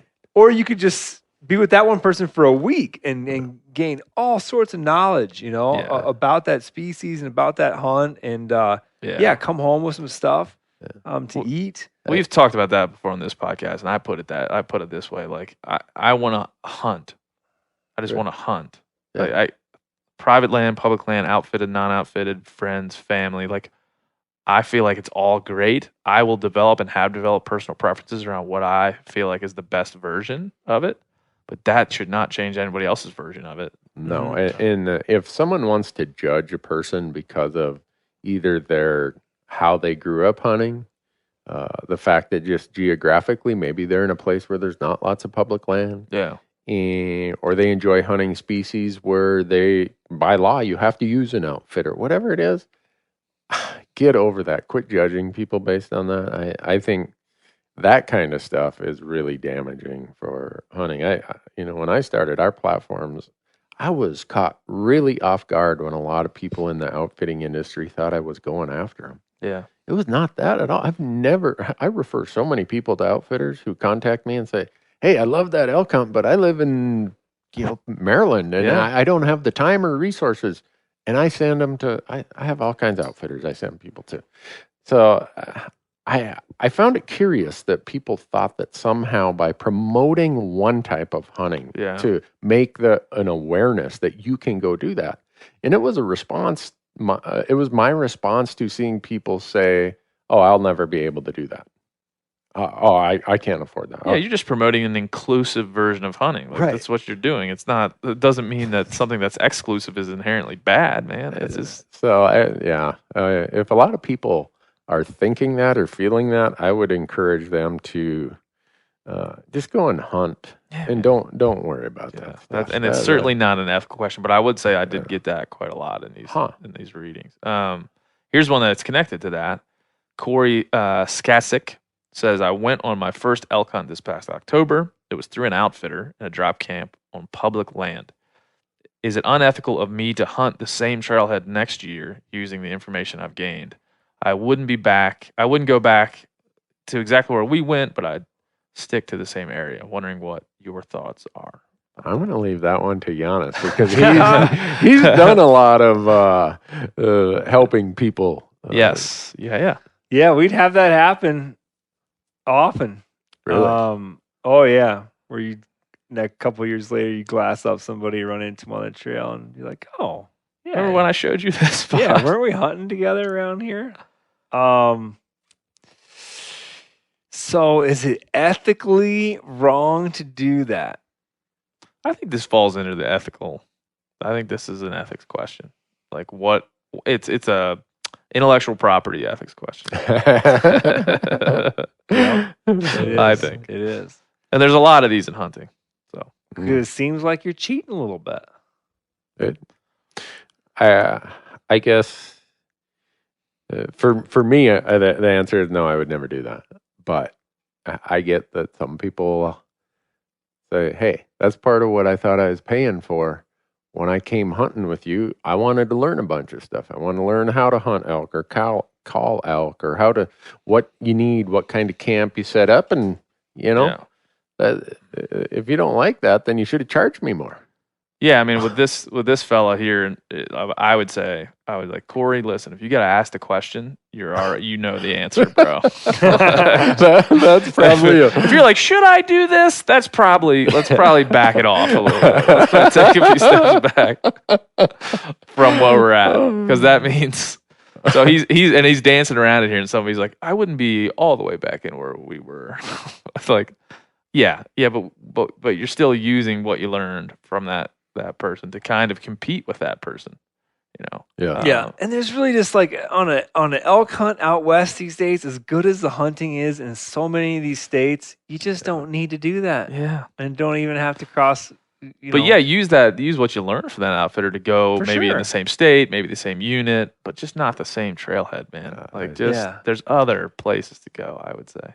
I think that because sure, like you'll be out there and it'll be kind of gnawing at you a little bit, but then when you're walking down the trail and you run into that guy or that outfitter, you're gonna feel like a real dick, Like, oh, sorry. So you had that happen a bunch of times? Yeah, it wasn't always like somebody I guided, but another guy would come in and be like, "Hey, guess who I ran into? Over on the mesa." Wow. For me, again, I don't think it's ethical, but I agree with you, Ben. If you got to ask yourself that question, you probably know that. Yeah, that's like as a father now. I'm like, listen, can I have that? Like, you know the answer. I don't even know this one. I'd be interested to hear you guys' thought on this one. When I read this, I first thought, that's not worth it. But then I read it again. I'm like, this guy's name's Tyler Ham. He said, my buddy and I are Yukon resident hunters, and we hunt year round every weekend. We're pretty spoiled. We both agreed we hunt grizzlies because we're scared of them.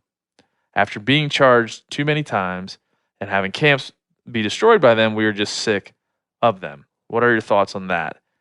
This is from a person that has tried to coexist with grizzlies on a weekly basis and had troubles. Interesting. Because I think, here I think this goes back to like the British Columbia grizzly situation, and maybe even some of our grizzly situations in the Greater Yellowstone. This is somebody who's saying, I'm around these things every day. Yeah. And I'm killing them because I don't want them to eat me. Mm-hmm.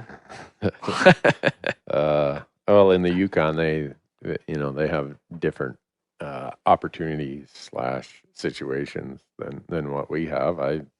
I've had my share of grizzly bear encounters here in Montana.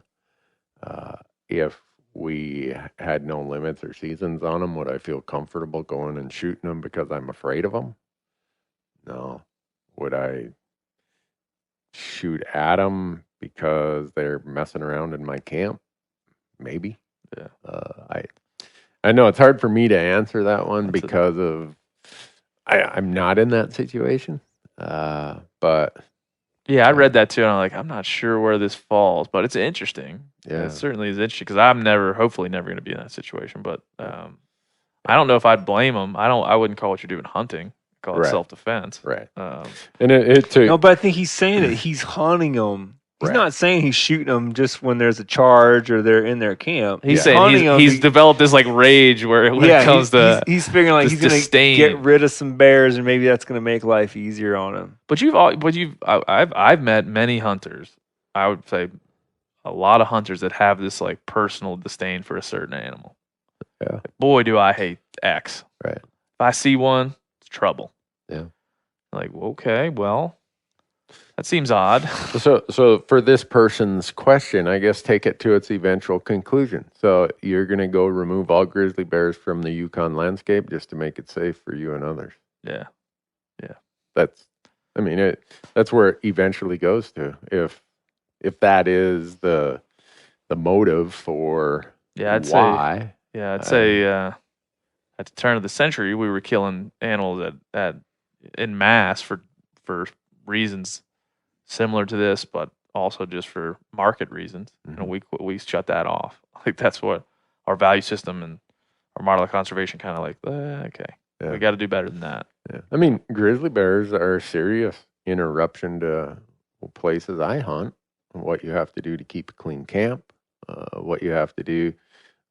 I hunt differently when I'm in grizzly country. This year we filmed 2 hunts here in Montana that we were in grizzly bears like crazy. Didn't see them, but their tracks. And people said, well, I thought you always get to your glassing spot before the sun comes up. Yeah. I do, except in these places of grizzly country, because one time I walked right up on a grizzly bear in the dark. Yeah. It was snowing really hard. Looking down, what's that track? Well, then when it got daylight, I realized what that track was because about 300 yards up the hill is the grizzly bear walking in front of me. And whoa. So does it change how I hunt and how I have to run my camp and everything else? Yeah, it does. Does it create some risk? Yeah, and I always preface this statement by someday when I'm a grizzly bear turd, everyone's going to say, see, that's what you get. See what you get. My dad said I'd never be shit. Well, yeah. But for me, I'm willing to accept those risks on the landscape to know that grizzly bears are there. Yeah. My personal. I could see preference. being in the Yukon and having a little slightly skewed, Right. but I still don't. It's not hunting with that. That's not hunting. It's not. It's a different. It's a different. When you have like a vendetta against an animal, it's not. That's not it, man. Yeah. The motivation becomes skewed. Then you're in trouble. Got to address the waterfowl one because this is another one that came in a ton. This is just one from Josh Cook. He says, I was recently hunting geese with friends and ran into this ethics question. The limit here in Colorado is 5 geese per day per hunter.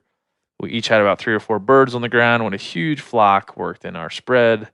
After all the shooting excitement, we realized we had shot 1 bird over our limit. How do you handle this situation? This also came into the form like, how do I make that decision? I can shoot 2 geese and there's 17 of them, in our, feet up in our decoys, and there's 4 shooters. What do we do? It came in a lot of ways. I know we're not all seen as expert waterfowlers, but this stuff you run into. Yeah. I think it's pretty simple. You just stick to the law. And if you're one over, then you got to call a game warden and tell them. Right. Yeah, I think in that situation, if you did something, if that happens, you admit to it. Most game wardens will. Right. Treat I you would almost kindly and go fairly. back further and say, all right, if you know you're that close to your limit, are you going to have a discussion among your group that, hey, we're just going to empty our shotguns into this flock? Yeah. And Or like one guy gets to shoot. Yeah, one and we'll goose. worry about it later. Or are we going to make sure that we don't get in this situation and say, all right, we've got 3 left in our limit. Only 1 or 2 guys are going to shoot when the flocks come in. And Yeah, when you're shooting multi-species, it gets even tougher. You're like, oh, I could shoot one more of these, and then 3 come in and you shoot with a shotgun. It's spray at some level. So this thing drops. You're like, oh, that's not right. And I think the only thing you can do is report it, self-report, and always self-report. And I'm with Janis. Usually most of the wardens I know, if you explain the situation, they'll say, hey, I'm going to take your goose from you, but it's not going to be the end of the world. Yeah. But if you're out there doing it and you get a reputation and somebody tells a game warden, hey, I was hunting across the field from these guys and they're party hunting and they're shooting too many and he comes over and catches you. Yeah. Good luck with that. Yeah. Speaking of party hunting is legal where I grew up in Minnesota. Really? Yeah. Yeah, Wisconsin too, where we hunted. Yeah. I think of it would have been. I never thought of it as a kid when I was coming up. This probably is not the right thing to say, but my dad, when I was growing up hunting, he'd be like, "There's 6 of us here. If 6 deer come out, I expect you're going to dump every one of them." That was the expectation. Yeah. And if you go to that part of the Midwest, there's not even a second thought given to party hunting. It's just the accepted norm. You say that out here in the West, where no state I know of allows party hunting. Oh my goodness. You better get ready to have yourself lit up. I've been in states where guys like archery hunters are damned because they're selective, and in the rifle season they're doing deer drives and stuff, and they're just like these assholes over here with their properties where they only shoot a couple of deer a year. Mm-hmm. They're out there, they're creating sanctuaries where our deer, these deer won't come over on us because we chase them around and shoot them. Yeah. And that's a real push and pull in some of these like rural communities. I've seen it a lot of places. Yeah, I guess one thing that bothers me, and I maybe expressed it too much in the last 2 weeks, is how judgmental we as a hunting community have become. And I don't know if that's just based on when you're the minority, you always feel you're under the microscope. You feel you're under pressure. And so maybe you have a tendency to lash out quicker or for reasons that maybe you shouldn't. But I'll use an example. My son drew a great late season elk tag in Wyoming. A week before Thanksgiving, we go down there. The first day, we see 84 bulls out on the winter range. Wow. And he gets to hunt 1 week a year because he lives in Oregon and he's just really busy at that point in his life building his career. And there are some really, really nice bulls. And he passed on every one of them. He made a half-hearted attempt to stalk one of them, and it was a 400-yard shot. And he said, no, it's not the shot I want. I think it was he just wasn't ready. The amount of people who have called him on our YouTube channel a spoiled rotten, prima donna, blah, silver spoon, but, I would have shot the first.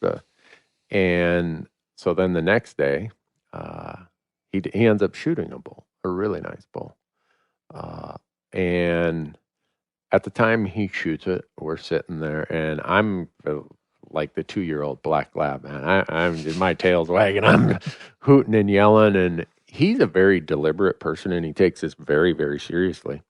And when he shoots the bull, he always has this feeling of, oh my goodness, I just killed an animal. That's just who and how he is. Where I'm over there hugging him, and I'm so excited because of this is the culmination, and it's a great mature bull. The way people judged the fact that he wasn't doing cartwheels and handstands was very interesting and peculiar to me. And then the way that people called him a trophy hunter. He's getting it from all angles. Yeah, huh? yeah, and that's fine. I mean, that's part of what we do. You take it as part of the territory. But it gets me to the question of, is it trophy hunting to say, and I hate the term meat hunter versus trophy hunter. Yeah. To me, that's the dumbest thing we ever talk about. And when people, maybe I'm overly sensitive when people try to split the hunting community based on some motive of trophy versus some motive of meat. I don't think there's a distinction there in most instances. But it gets me to the point of a lot of these things that people bring up as ethics or ethical dilemmas.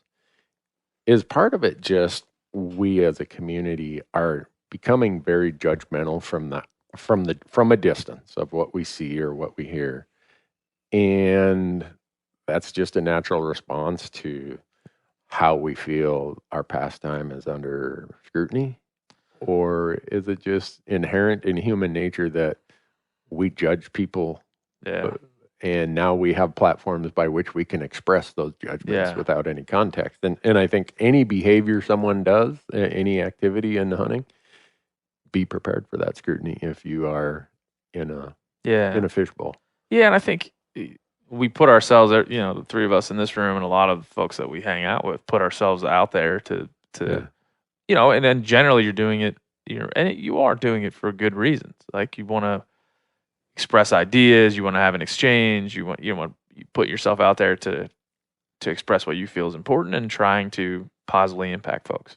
Like I think I know a lot of folks that would be deemed as influencers in our space, and I can think of very few of them that I don't like as people. Mm-hmm. I get it all the time. The X person does it this way, and what a douche, or I can't believe this person would do this way. I'm like, I've met that person, hunted with them, and what the fuck are you talking about? Yeah. Like, it may come across this way, but you're coming not from a place of like lifting that hunter up before he does anything, or he or she does anything. You're looking to judge. Yeah. And that's where I've done that in the past, and I'm trying to erase that from my vocabulary and my actions. Like, because I think it's just the problem I have is where we start. Like, if you start from you click on your Instagram account or you click on your social media and you start from like looking for things to judge, you're always going to find something, and you're always going to be like either angry or upset. And what the hell are you doing it for? And sounds like you just need to work on being a better human. Something. Yeah. But I think it's I don't know if it's everywhere, but I think it's in politics too. People get so tribal. Yeah. But I guess the point is all of these questions you got are someone overlaying their perspective with however much or however little context and information on the actions usually of somebody else. Yes. And that we're more comfortable with the kind of the safe defense or the safe rationale as, that's unethical. And so ethics, ethos becomes this spear to point and poke the other person with. Yeah, that's the greatest point of all of this is that, like, you're not sitting down with yourself and asking yourself, am I ethical? Because that's a pretty easy one. We already addressed it around, like, if you're asking the question, probably already know the answer, because that's an intrinsic way to handle these questions. I'm asking myself, do I feel good about this? Is it legal? Okay, that's first, and then do I feel good about it? Do I feel right about it? And that's what you should do, rather than is it legal? Is everybody else doing it? Is everybody else? Because then it becomes extrinsic, and you're starting to do things for the pleasure of others rather than for the satisfaction of yourself. And that's what worries me a little bit about not these questions. These questions are fine. People wonder and they like to hear it discussed. But and it may later help them have that intrinsic dialogue. But there's a lot of people that are acting on social media to make others happy and to make what they do seem the right way. That's pretty easy to see once you look hard enough. I can't imagine some of the criticisms you guys get on your platforms also.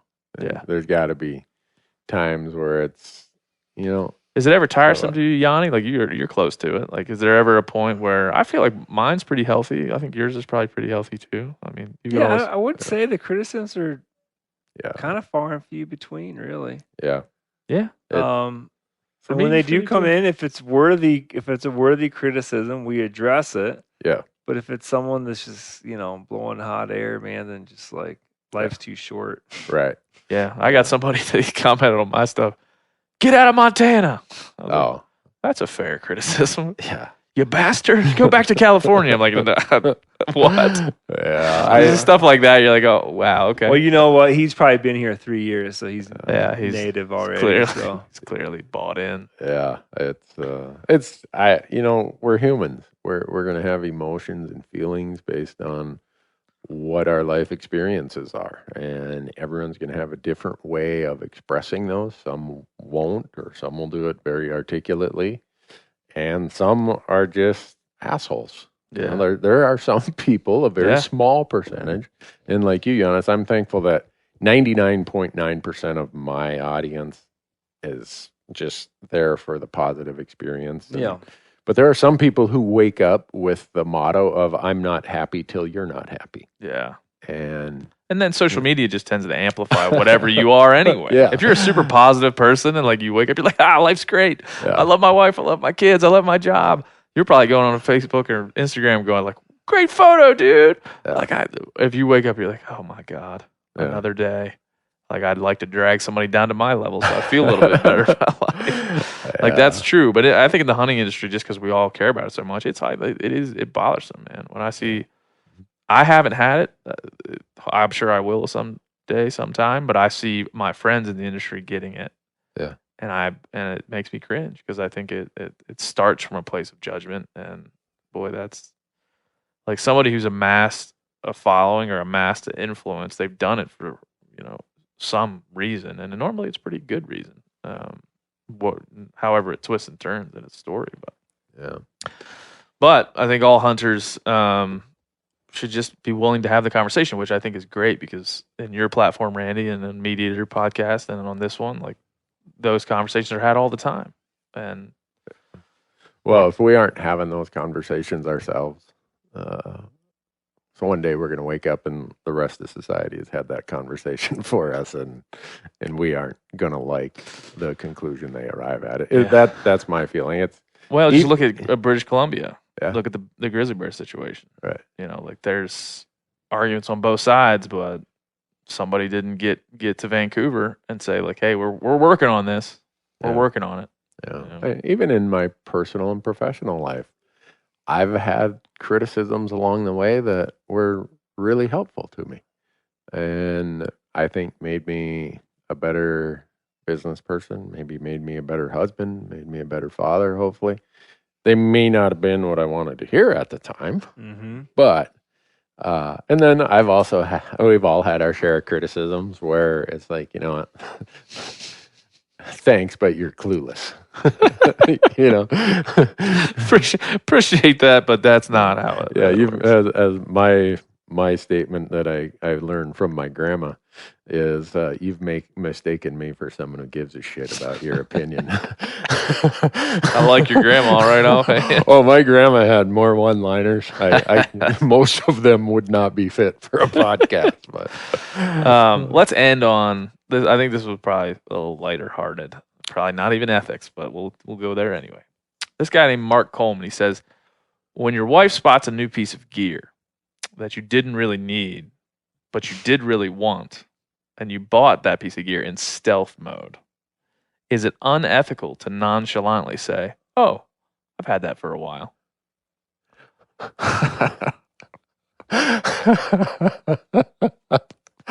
As someone who gives lots of marital advice, I was like Randy when I read that. I'm like, oh yeah. Janis has sat in on a few of my podcasts where I've given marital advice. Actually, Steve and I got interviewed by Pat Durkin for the NRA magazine about marital advice because he'd heard so much of it on our podcast. That one's a pretty easy one. I'd never lie to my wife. Yeah. But I got a lot of good advice. If you guys want to have another podcast about we probably should just how to make it so that you and your spouse can reach your 30th wedding anniversary, like mine will be here in about 7 weeks, and get to hunt and fish as much as I do. Stop at your limit of walleye. There you go. That'd help. Don't lie. My first point of advice is be more concerned about peace than justice. That's like the default, and lying usually results in neither justice or peace. So more lying usually. Yeah. Yeah, if you want to see the result of lying and having to just cover another one, just watch the news every night. Yeah. To cover your ass. Yeah, he needs to be better at hiding. Does hiding new gear count as lying? No. No, if you don't ever just say, you can't nonchalantly be like, "Oh, that I never got that." No, So that never. I've always been the carrot, the reward kind of person. That so for my wife, she gets the calendar anytime I'm not hunting. So the other 8 months out of the year, if my wife wants to go to the big city and do whatever, I'm going to do it and smile like I'm having the time of my life.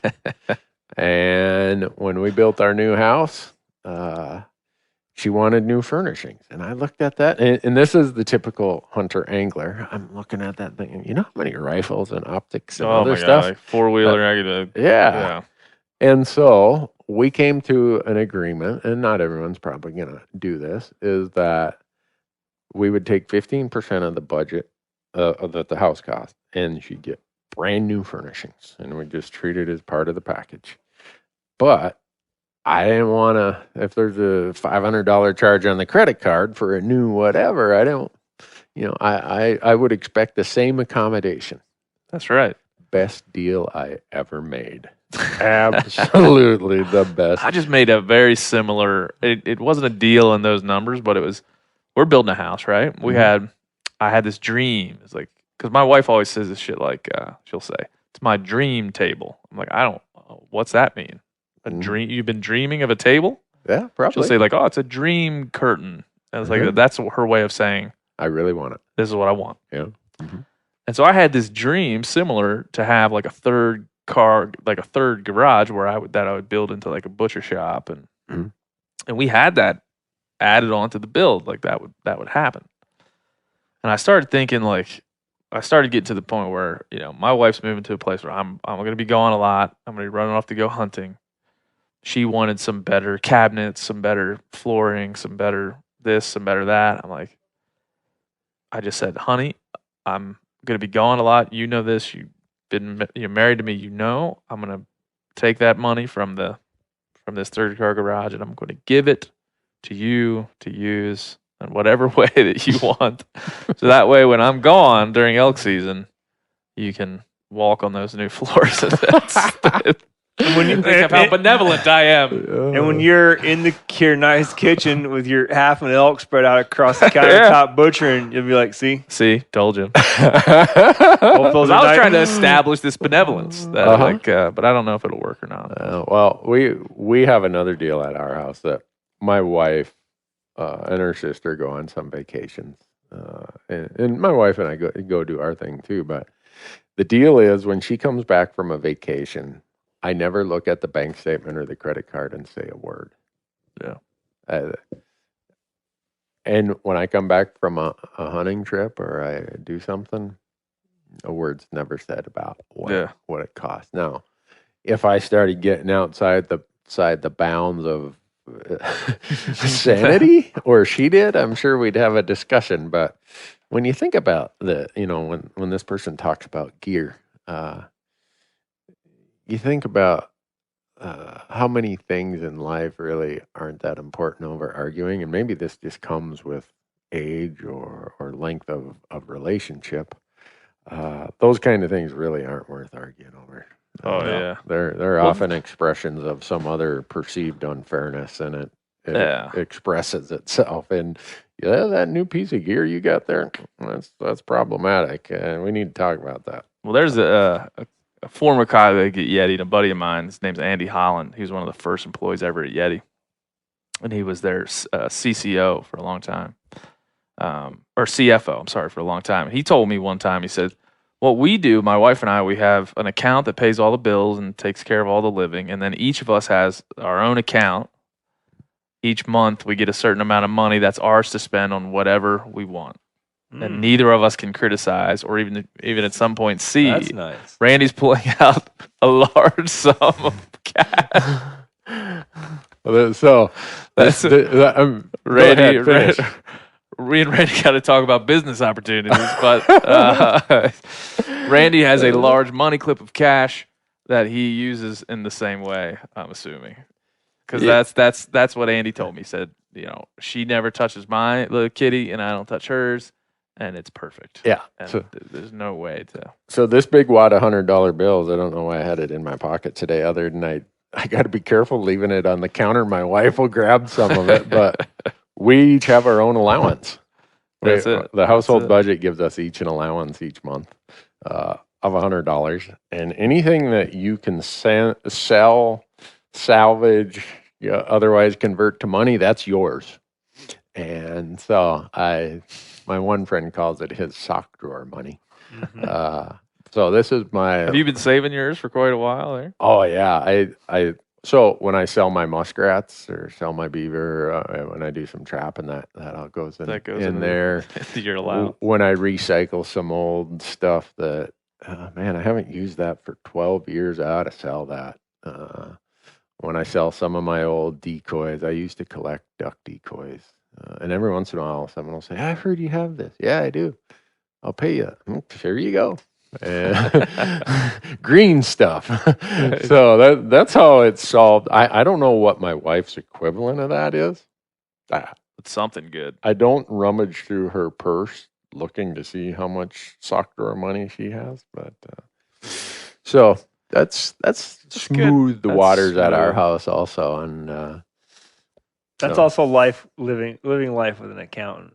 Yeah, for He those, knows that cash is the only way to really have money. Yeah, for those who didn't know, in my other life, I am a CPA. So, yeah, maybe I approach this differently than. Yeah, I feel like for accountants, a pocket full of cash is probably more beneficial for than most folks. Yeah. This is funny. I used to use an outside production company instead of having all my own employees, and we're in Galena, Alaska. Ooh. I tell the production company, do not let your employees show up with credit cards. Send them with a gob of cash. Well, I show up, I got $4,000 of cash in my pocket. And because I know what happens out there. Well, weather waylays us. We got to go to some local person there. And hey, our flight now to Fairbanks got canceled for 3 days because of weather. We need a room. Yep, $100 for you, $100 for you, and you, and you, and you. So $500 a night to sleep in this really, really rough place. And the production crew guys are pulling out their debit cards and credit cards, and this guy's rolling on the ground laughing. Sorry, boys, you can sleep out in the rain and the cold tonight. Fortunately, I had my big wad of cash and bailed us out of that situation. But cash is a very handy thing to have. Now, it is. It's a generational thing, though, too. Like, cash is such a foreign object to millennials. It is. My camera guys, every one on my crew is 30 or younger. They never have more than $2 with them. And probably feel like cash is a weird thing to have. Yeah. And they tell me they're using debit cards. First of all, if you've ever done anything related, well, and you wouldn't if you weren't a CPA, but we have to go to these classes every year to maintain our certificate. And one of them is fraud.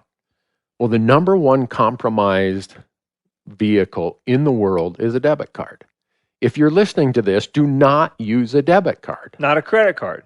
A credit card is okay. A debit card, don't use it.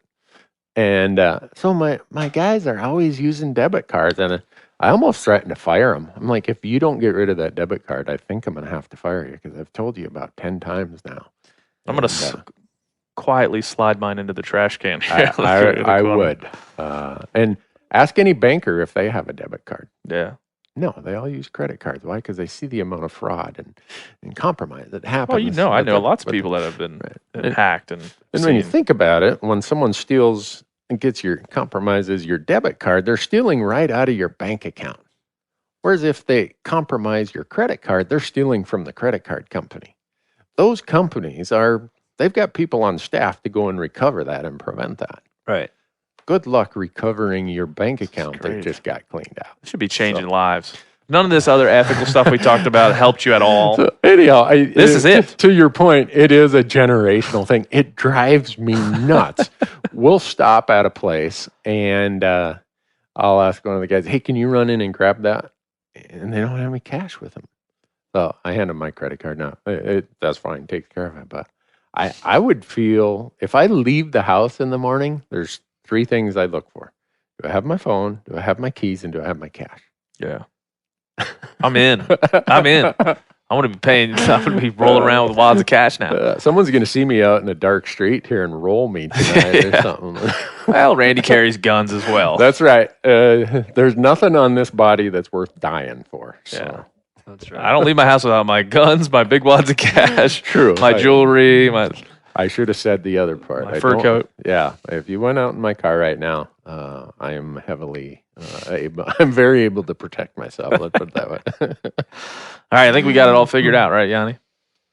We know we got to come back. Man, Do we it got a some lot more. We got a lot more to do. But thanks for everybody who endeavored to send us these ponderings, and we appreciate it. Yeah, good questions. Yeah, there were some really good ones in there. And we'll definitely do it again, so don't be shy. Send them along, even if we don't ask for them, because I know you're not. So thanks, Randy.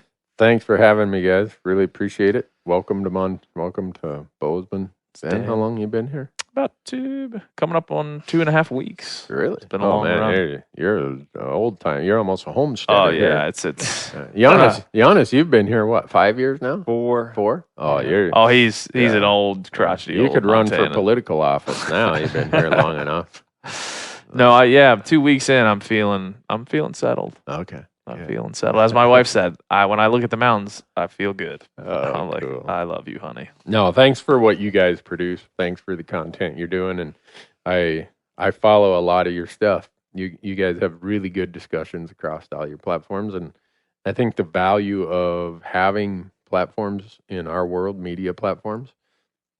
Maybe I'm wrong in this, but I feel strongly that when you are blessed with the trust audiences place in you, you need to use it to explore some of these issues, to have these discussions. And if you don't, if you shy away from these discussions, and I don't care if it's politics, ethics, whatever it is, are you really giving back to your audience or our pastime of hunting to the degree that you could? Yeah, maybe that's judging too much, but I hope people feel encouraged to have these discussions. They're never easy. You're going to get some criticism no matter what you do, but it furthers the debate. Yeah, I think we're all happily centrist and we're happily pro nuance here. I like that. All happy It's about it. uncomfortable, but usually if you go and take uncomfortable things on, you come out the other end better for it. I'm happy to have anybody that listens that thinks the way I do about that, and the way that you do and the way that Yanni does and Steve Ernell and everybody else. I mean, I'm happy that there's people out there that share those values and take the time to listen to these types of things. Yeah. Well, thanks for having me, guys. Really appreciate it. Thank you, Randy. We appreciate you. That's it. That's all. Episode number 40 in the books. Thanks to Randy and Janis, but specifically Randy, because he doesn't work here. Janis does. And but both those guys, there couldn't be more sound minds to take on some of those questions. And I really admire and am a fan of Randy Newberg and what he does for our community. I can't say enough about him and his willingness to come and sit and spend 2 hours yakking around with us when he's a very busy man with a lot to do. So thanks to Randy for that. And thanks to all of you for submitting your questions. We got way more than I ever thought possible. So if we didn't get to yours and didn't get to respond to you on Instagram, thank you for sending these questions in. And we'll probably do this again. So tell your friends, if you don't mind, about this one. What else? Well, you could also go to themeateater.com. You could definitely do that. You could read some stories that are there and things of that nature. And then you could subscribe to the newsletter that's there. You could visit the store, and there's some Hunting Collective merch in the store. So then you could be sporting a nice pro-nuance, anti-bullshit t-shirt. You could definitely do that.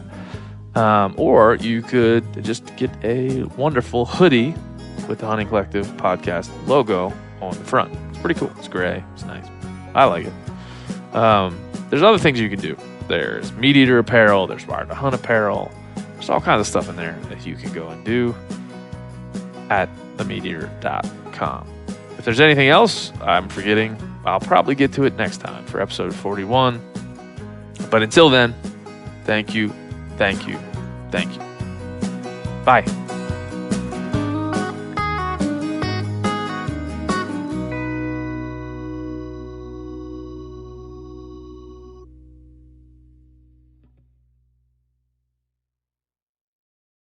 You ever get that feeling the walls closing in, the concrete jungle suffocating you?